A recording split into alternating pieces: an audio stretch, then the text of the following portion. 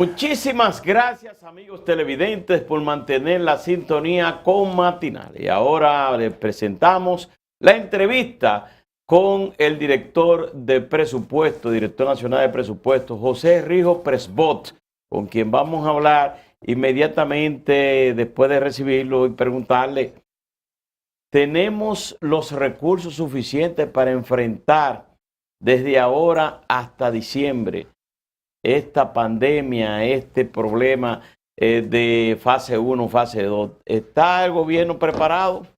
Bueno, lo primero agradecer a Máximo, óyeme, y a Percio, que a pesar de esta vieja amistad, es la primera, tuve yo que llegar a ser director de presupuesto para usted invitarme. Sí.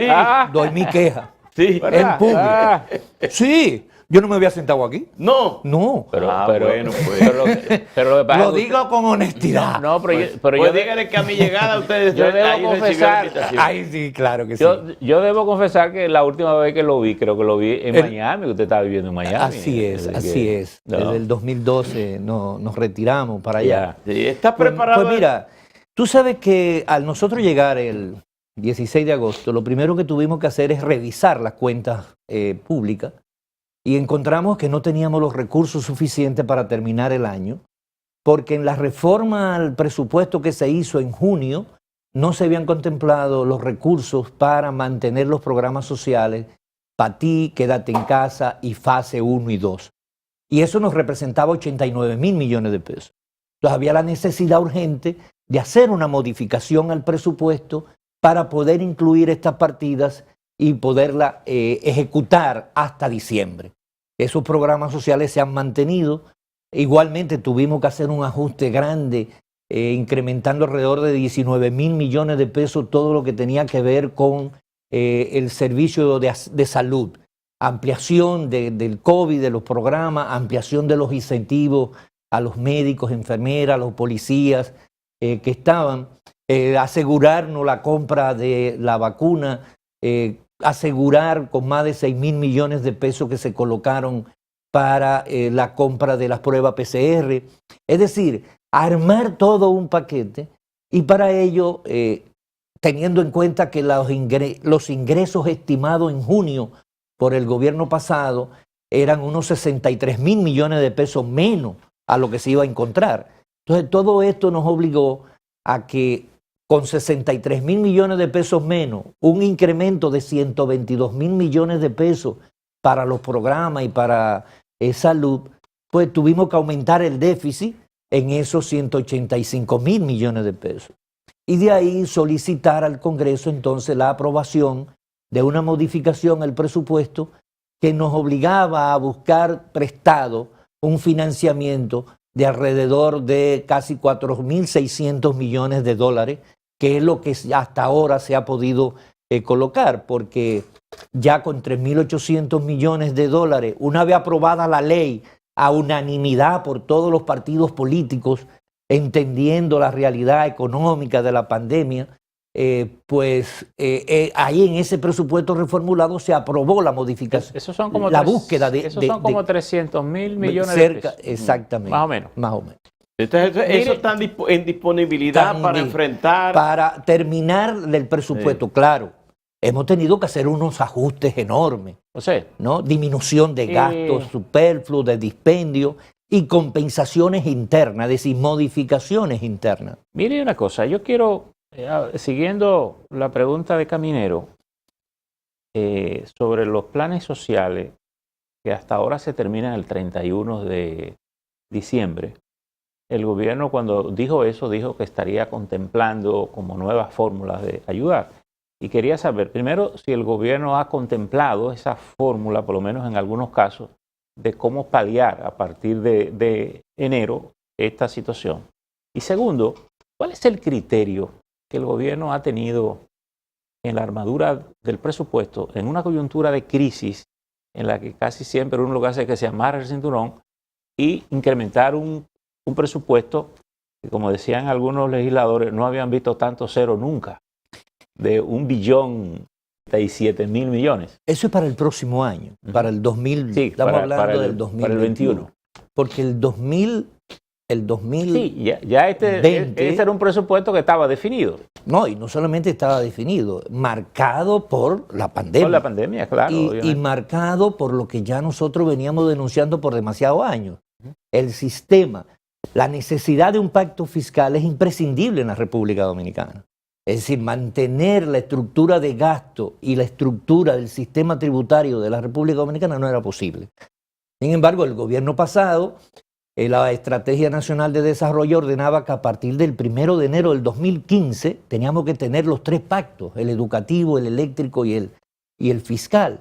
Sin embargo, el gobierno pasado optó en el 2015 no aplicar la ley de Estrategia Nacional, no llegar al pacto fiscal, porque eso ahí iba a afectar indudablemente la carrera reeleccionista que tenía el presidente Danilo Medina.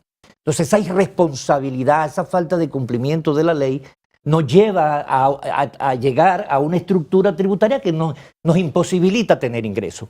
Para que tengamos una idea de lo que va a pasar el año que viene, de cada 100 pesos de impuesto que pague la gente, de cada 100 pesos, 31 pesos lo vamos a tener que dedicar al pago de intereses.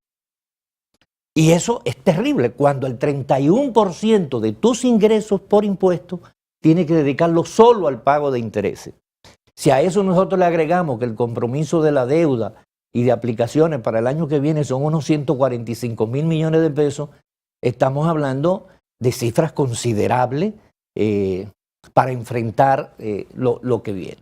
Entonces, el monto del presupuesto, eso 1.037.000.8 millones de pesos, es el total de erogaciones del gobierno. El total de gasto realmente son 891.000 millones de pesos. Total de gasto.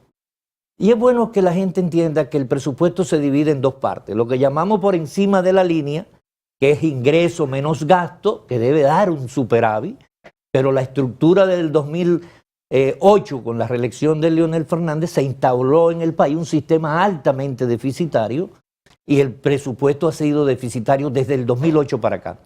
Y por otro lado tenemos por debajo de la línea, que es el financiamiento que requiere, el dinero que necesitamos completar para cubrir la deuda que tenemos y que nos sobre para cubrir el déficit.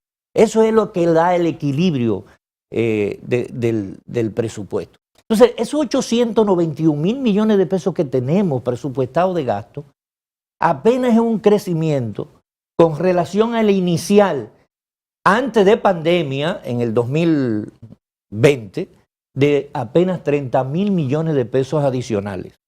Es decir, que el gasto real para el próximo año, con relación al inicial de enero de este año, es de apenas 30.000 millones. Y usted me dice, bueno, 30.000 millones, ¿y en qué se están aumentando los 30.000 millones? Bueno, solamente por concepto de intereses se aumenta 34.000 millones de pesos. Entonces, si estamos aumentando en 34.000 millones de pesos solo los intereses, significa que por algún lado comenzamos a recortar gasto, porque ya nos faltan 4.000. Pero a eso hay que agregarle que para el próximo año tenemos contemplado 1.770 millones de pesos adicionales para los ayuntamientos. Unos 2.900 millones de pesos adicionales para la Policía Nacional para lograr el inicio el inicio, ¿no?, del aumento salarial. José, la reacción de la población frente al proyecto elaborado para el 2021, que finalmente el presidente pospuso y lo mandó al CEPS, al Consejo Económico y Social, seguía la línea tradicional de gravar el consumo. Por tanto, seguía apuntando hacia los sectores de menos ingresos, porque tengo entendido que en el sistema fiscal dominicano, de cada peso que le entra al gobierno, 68, 60 y tantos centavos, lo pagan los sectores de menos ingresos. Es decir, que los sectores más pudientes pagan menos impuestos al final. Usted habla de la reforma fiscal, pero ¿cuál es el concepto? ¿Hacia dónde vamos a apuntar para ganar, digamos, esos mayores ingresos y poder el gobierno ir reduciendo el déficit y ampliando su capacidad de respuesta a los temas enormes que se afrenta a un gobierno siempre frente a la sociedad? Sí, pero es bueno para yo concluir, me permite concluir lo que estaba diciendo. Los gastos aumentan 30.000 millones, pero nosotros estamos haciendo incrementos por cerca de 57.000 millones. Y tú me dices, ¿cómo hacen incremento por 57.000 si los gastos están aumentando 30.000? Es que internamente estamos haciendo una reestructuración de gastos en lo que pudimos hacer en 45 días. Porque hay que hacer ver que el presupuesto dominicano, y comparto parte de siempre tus opiniones, de que ha sido elaborado de manera incremental, un monto fijo sin ningún análisis entre plan y presupuesto. Ahora hemos creado una mesa entre el Ministerio de Economía, Planificación y la Dirección de Presupuesto y Hacienda para unir el plan con el presupuesto. Igualmente estamos uniendo el portal transaccional con el sistema integrado de gestión financiera que permita dar seguimiento a que toda la licitación que se haga debe de tener la certificación de presupuesto. Y eso es uno elemento que hay que valorar en la ley del próximo año, que hemos colocado, ya que ningún funcionario podrá generar deuda administrativa. La deuda administrativa es aquella que se genera cuando usted, teniendo de apropiación por 100 millones, contrata 300 millones. Y esos 200 millones no se regeneran como gasto, sino que se pasaban para el año que viene como disminución de cuenta por pagar. Esos 200 millones de pesos es una deuda administrativa que va a ser responsabilidad del funcionario que la haga. O deuda pública, lo que le llaman. ¿Es lo que le llaman la deuda pública? No, porque la deuda pública está conformada y legislada en el presupuesto. No, esa es, pero cuando usted me coge fiado desde el Estado y no me paga, el problema me la es pasa a deuda pública, que es meterla como un tubo negro que no aparece. El problema es que eso es ilegal. Claro. Eso es contrario a la ley de presupuesto. Tú no puedes ejecutar ningún gasto que tú no tengas ya el presupuesto aprobado. El que haga eso va a tener que pagarlo con su patrimonio. Eso está contemplado en la ley del próximo año. Eso quiere decir que el funcionario que necesite hacer una inversión, vamos a hablar de una inversión de 300 millones de pesos, tendrá que ser aprobado por la Dirección de Presupuesto y por las autoridades monetarias para poder hacer ese gasto. Así porque usted tendría entonces 400 millones y para que pueda usar 300 millones. Exacto, así es. ¿Y quién va a demandar al funcionario que haga una deuda contrario y te dejen enganchado? Bueno, la ley contempla los procedimientos y la ley de Cámara de Cuentas por igual. Pero lo que estamos haciendo significar es que estamos haciendo un esfuerzo por institucionalizar. No tuvimos tiempo de hacer la planificación. Ahora ya para febrero, por ejemplo, en la Dirección General de Presupuesto, esta semana nosotros la tenemos dedicada a la elaboración del Plan Estratégico Institucional, con todos los empleados, colaboradores, técnicos de la institución. Porque allá no tenemos asesores, allá habían 5 asesores, lo eliminamos todo. ¿Y por qué? Porque ese es otro mensaje que estamos mandando, de que ningún puesto que no esté en el cargo, no esté en la estructura de puesto, va a ser pagado por DIGEPRES. Es decir, no vamos a autorizar pago a empleados que no estén en la estructura de puesto de la institución, y esto es un enlace con el Ministerio de Administración Pública, el MAP, con Darío Castillo. O sea, después que el presidente mandó al CED y la reforma, el intento de reforma se fue para el 2022, el presupuesto que se está discutiendo en la comisión bicameral, finalmente, ¿de cuánto va a ser? ¿Ya se tiene ese número, más o menos? ¿El presupuesto? Sí. 891.000 millones de pesos el total de gasto. Para el 2022. Y más 146.000 millones de pesos de aplicaciones financieras. ¿Qué son las aplicaciones financieras? 2 componentes. Incremento de activos financieros, como son 20.000 millones de pesos para el Fondo de Garantías para las pequeñas y medianas empresas.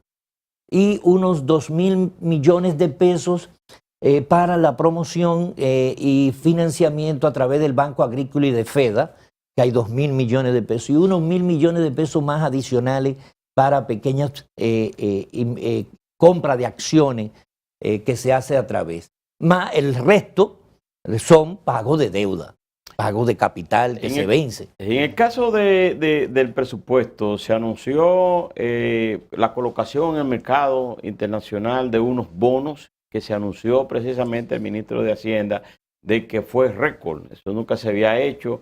Sin embargo, está también o sea, la recaudación del presupuesto, o sea, la recaudación de los impuestos, que se han ido disminuyendo por la pandemia. ¿Cómo incrementar estos cobros y eficientizarlos? ¿Cómo? Bueno, aquí si unimos las dos preguntas, necesariamente tenemos que ir a la revisión profunda de que este nivel de tributación cambia en la República Dominicana. Y es como tú dices, decir, el 62% es al consumo. Ahora, en las figuras impositivas colocadas en el presupuesto, en el proyecto de ley que se sometió originalmente, y que uno particularmente, yo nunca he estado de acuerdo en que en la ley de presupuesto hayan figuras impositivas, pero eso fue una decisión. Y si tú supieras, Percio, que no era lo pobre que iba a afectar las medidas impositivas, no, porque se estaba poniendo un 8% aquellas empresas con ganancias extraordinarias que han tenido en estos meses de pandemia. Los supermercados. Que se han beneficiado enormemente. Los bancos. Mucho. Entonces, a los bancos se le estaba colocando el 1% de sus activos financieros netos. Sí, pero fíjese que la parte más sensitiva fue la que reaccionó cuando dijeron que estaban grabando las compras. Es decir, pero ahí venimos otra vez, eso era un 3% a las compras en el exterior. Pero ¿quiénes compran en el exterior? El 5, el 6% de la población, vamos a estar claros. En un país que ha venido creciendo, el promedio en los últimos años era de 6.3% el crecimiento del Producto Interno Bruto. Sin embargo, nosotros hemos tenido que buscar 2.000 millones de pesos en 4 meses para incorporar 2 millones de dominicanos que no tenían acceso a la salud para poderlo incorporar a SENASA. Y eso nos ha implicado que para el año que viene tengamos que atender a 5,5 millones de dominicanos que no tienen capacidad de pagar su salud. Pero usted menciona... Óyeme, 5,5 millones de dominicanos que no pueden pagar la salud. Usted menciona el caso de la salud. Y tengo que preguntarle una cosa necesaria, porque usted dice que han tenido que implementar estos ingresos para sustentar esto, pero el sistema de salud puede generar parte de los recursos que se invierten en ellos. Sin embargo, tengo entendido que la mayoría de los hospitales públicos están impedidos de facturar los servicios que dan. Al final, el hospital da el servicio y las aseguradoras se quedan con el dinero que posiblemente las personas pagan para eso.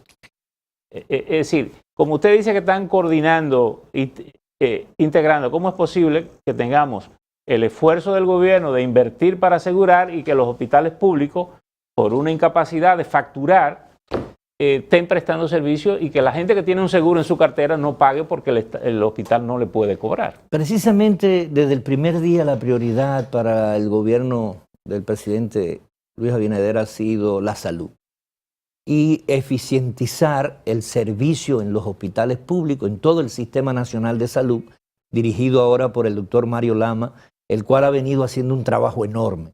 El gabinete de salud que se ha conformado, que dirige la política de salud encabezada por la señora vicepresidenta, doña Raquel Peña, ahí está don Plutarco Arias, el ministro, está el director de Promese, el director general de SENASA, y el Servicio Nacional de Salud. Y ese gabinete de salud coordinado por primera vez, donde cada quien está integrando sus planes al servicio, son de las cosas que se van a mejorar en el sistema. Los hospitales nuestros eran un desorden, con más de 4,000 millones de pesos de deuda, porque hay un problema de reposición con Promese, que no se le paga tan bien, entonces Promese no le puede habilitar, no le podía habilitar, y todo esto se está corrigiendo. Hay un gran esfuerzo por la gerencia de los hospitales, porque eso pasa igual que los ayuntamientos. Hay un problema de gerencia por la autonomía que tienen, porque los hospitales, y esas son una de las cosas que vamos a corregir, no registran el gasto en línea, es decir, no podemos tener control. Ahora mismo nadie del gobierno central puede comprar vehículos que no se ha autorizado previamente. Nadie lo puede comprar de manera individual, porque hay control desde el gobierno central, desde el órgano rector. Entonces, Es parte de los grandes retos que tenemos, la eficientización y la gerencia en los hospitales, ¿no? Y el mejoramiento. Hay muchos hospitales que realmente estaban en condición. Ahora mismo hay un plan de 71 hospitales que se están mejorando para filtraciones, emergencias. Pero hay una realidad. Si yo tengo un seguro, que pago por mi seguro y mi empleador paga por ese seguro, y yo me accidento, Dios me libre, como dicen, ¿verdad? Y voy a un hospital público, que es la opción que pueda tener, y el hospital me salva la vida, no importa si el hospital estaba bien o mal, me está dando un servicio. Claro. Y es lógico que mi seguro pague por ese servicio, porque si no, al final paga el Estado. Claro. Es decir, pago yo mismo y le dejo mi seguro a la aseguradora porque no se lo cobran. Entonces, pero eso es parte de la falta de gerencia.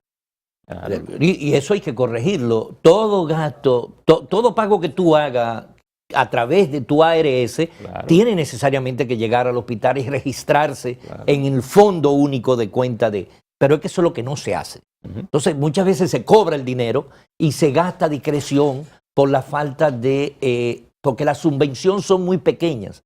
Lo que se le manda a los hospitales es muy pequeño todavía. Rijo, en el caso del presupuesto del 2021, se puede decir que está volcado todo ese dinero en educación, salud, obras públicas. Te voy a decir, te lo voy a poner fácil. Sí.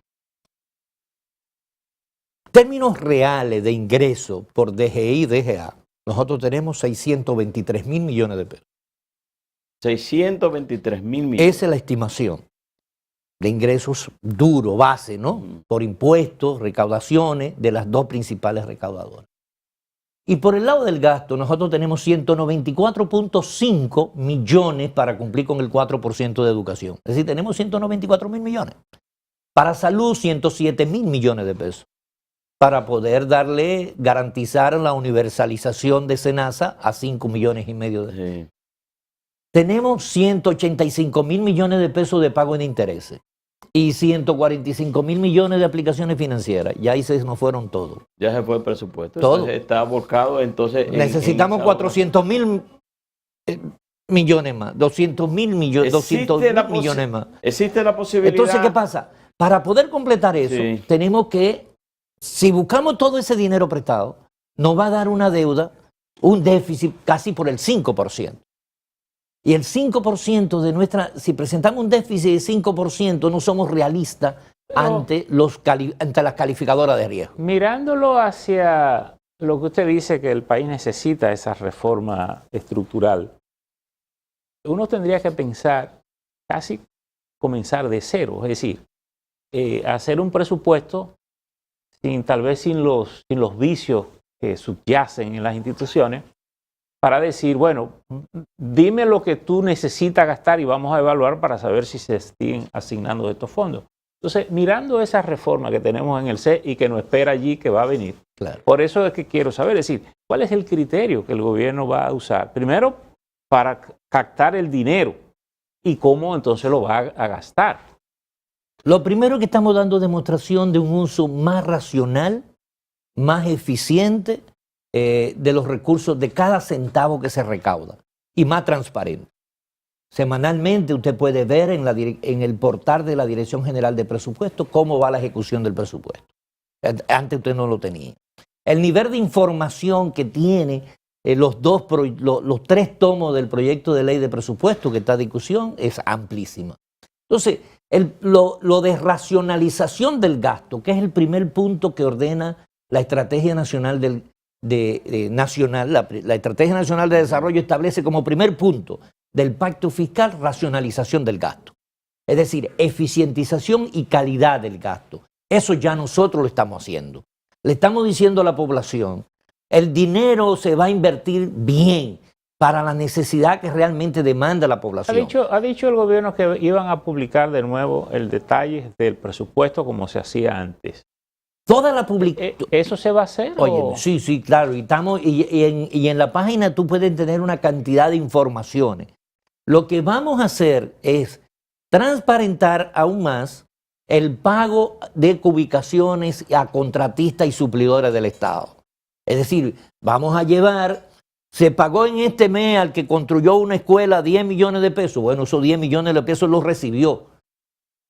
Y es una publicación. Que eso es lo que se Ahora, hacía en la antes. página tú puedes encontrar proyectos de inversión y tú vas a ver cuántos proyectos de inversión ya hay ahí y cuánto se ha ido pagando. Entonces, lo primero, lo segundo es, además de la racionalización del gasto, tiene que ver con la revisión por completo del sistema tributario. En nuestro país, pagar impuestos es lo más difícil que hay. Una pequeña, mediana empresa tiene que contratar a un contador que tal vez le lleve los beneficios mensual para que le pueda pagar el ITEVI, solo para insertar el ITEVI. Entonces nosotros tenemos que buscar una manera de agilizar el pago. Dicen que el sistema te invita a ser informal. A ser informal, claro que sí. Además, las tasas hay que revisarlas. Por ejemplo, y yo siempre pongo esto, si tú tienes una casa, ¿no? Y hay que impermeabilizarla, y vienen y te dicen, te cuesta 100,000 pesos. Una persona física, es decir, una persona jurídica, es decir, una empresa, te dice a un amigo tuyo, te va a costar 100,000 pesos, más el 18 de ITEVI, 118,000. Y tú le dices, yo te lo voy a pagar en efectivo, tú no tienes que darme un número de comprobante fiscal. Sí. Es decir, no me cobre ese ITEVI. Entonces, esa empresa formal ya no te está cobrando el ITEVI, tú no lo estás pagando. Pero estoy dejando de ingresar el impuesto sobre la renta porque me lo pagaste en efectivo. Déjeme preguntarle una cosa. ¿Cómo evitar eso? Déjeme preguntarle una cosa. Eficientizando y mejorando las tasas. Porque si fuera una tasa más bajita, tú la pagarías. Las sociedades modernas están promoviendo el mercado sin dinero. Sí. Y que todo sea operaciones transaccionales. Pudiéramos llegar al punto en que el impuesto, los ingresos del gobierno entren por gravar cada peso que se mueve en la economía y no tener que pagar, digamos, ITEVI y nada de eso. De cada peso que tú mueves, tú me pagas X cantidad de dinero. Óyeme, eso es cobrar el consumo. Eso es para el consumo que estamos hablando. Aquí hay que revisar. No, el problema, Percio, es que aquí nadie quiere que haya endeudamiento, aquí nadie quiere que haya más impuestos, aquí nadie quiere que lo penalicen, aquí nadie quiere que le quiten exoneraciones. Óyeme, tenemos que ponernos de acuerdo como país. Usted lo que dice es reducir el impuesto, en vez de un 18%, bajarlo, por ejemplo, a un 12% y que sea ampliado. La base. Ampliar la base. Por ejemplo, es decir, hay que revisarlo. Porque el problema de aquí es que hemos visto la reforma tributaria como parche. Es decir, aumentamos aquí, disminuimos allí y no a partir de un diseño estructural. Una reforma tiene que revisar gastos e ingresos. Totalmente, no, y financiamiento. Y la calidad de cómo se hace. Y financiamiento, porque tenemos que ir también a una ley de responsabilidad fiscal. ¿Y para qué tú tomas prestado? Indudablemente, ¿no? Que porque eso es otro. Todo el que progresa, incluso en el orden individual, toma prestado, compra una casa, compra un carro, ¿no? Pero algo que te está devolviendo a ti calidad de vida. Entonces, ¿qué ha pasado con todo el endeudamiento nuestro? Que no nos devolvieron calidad de vida. Bueno, llegamos al 54% del Producto Interno Bruto hasta el año pasado y no tenemos calidad de vida en República Dominicana. Y la pandemia demostró que el cuco venía porque llegó más rápido. Gracias por estar con nosotros y como se quejó de que ahorita no lo invitamos, como está aquí ya, usted será un habitué para que hablemos de todos estos temas que siempre son muy importantes. Siempre un gusto con ustedes. Un abrazo. Este es el primero de muchos que vienen. Las puertas están abiertas. No, yo sé que viene mucha gente aquí, yo era el que no venía. Muchísimas gracias por la entrevista con José Rijo Presbot, quien es el director general de presupuestos. Ustedes, amigos televidentes, muchísimas gracias por estar en sintonía. Laura Castellanos, Percio Maldonado, Alberto Caminero, un servidor. Siempre le llevamos este programa para orientarlo y hacer algunos comentarios. Les recomendamos que nos reunamos mañana aquí a las 6 de la mañana en una nueva jornada de matinal.